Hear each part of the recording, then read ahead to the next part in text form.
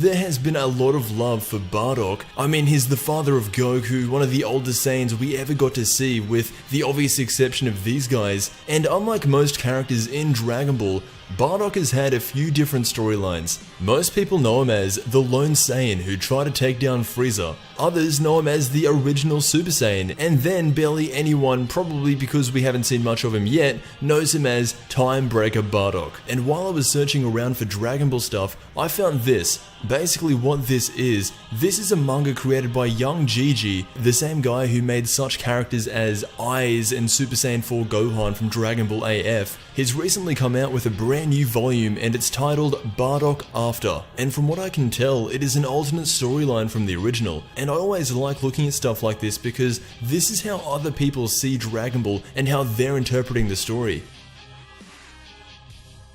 We see here, similar to the episode of Bardock, it starts off with him being blown away by the blast that will go on to destroy planet Vegeta. Bardock then has a major future vision about his son. This right here is when Frieza just got hit with the Spirit Bomb. And a few pages later, Bardock sees his son as a Super Saiyan. Originally, Bardock couldn't see that far ahead, so straight away, young Gigi's interpretation of this is already slightly different. Now skip ahead a few pages, we see Bardock waking up in a room, so just like the special, Frieza's blast didn't kill him, and Bardock will live on. However, once he wakes up, there is a hand on his door, and who else would walk in but a Yardrat. Now I just want to quickly mention that since this is a new release, there is no English translation anywhere, so I'm going 100% off these illustrations. So the Yardrat comes in and introduces himself. He then goes on to talk about the planet and how it was attacked by a bunch of Frieza's soldiers, and look at this for coincidence, apparently Bardock and his old crew, by pure chance, landed on the exact same planet as these Frieza soldiers. Bardock's old crew saw what was going on, and since Bardock is Bardock,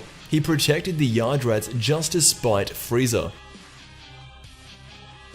The Yardrats are really nice people. When Frieza unleashed his ultimate attack, the reason Bardock survived in this alternate reality is actually because the Yardrats had remembered what he had done for them and used their famous instant transmission technique to teleport in and save him, which honestly makes a whole lot more sense than being sent back in time. So in this version of the Bardock story, they are in age 737. When Bardock hears about Frieza and what he did to planet Vegeta, he is pissed. Time eventually passes, and just like Goku will do 25 years from now, Bardock is training in the way of the Yardrat. They even gave him his own custom Yardrat suit, and he eventually even learns the instant transmission. Now as Bardock is training, the only thing keeping him motivated is Frieza. He desperately wants to kill Frieza.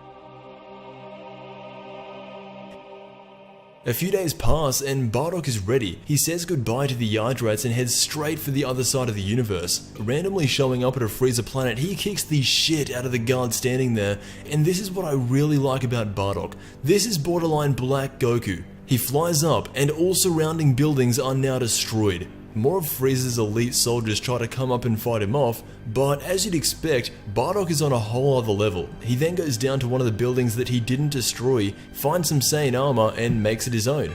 Unfortunately, that is where Dragon Ball Z Bardock After Volume 1 concludes. His ultimate goal in this version, because he is still alive, is to kill Frieza, and that is what we're going to be seeing throughout the rest of this manga. Honestly, I found this alternate version of events interesting enough to read through without even an English translation, so let me know what you think. And I guess the lack of Dragon Ball Super content is making me want to find more Dragon Ball. Anyway, I want to thank you all for watching. If you like these kind of alternate scenarios,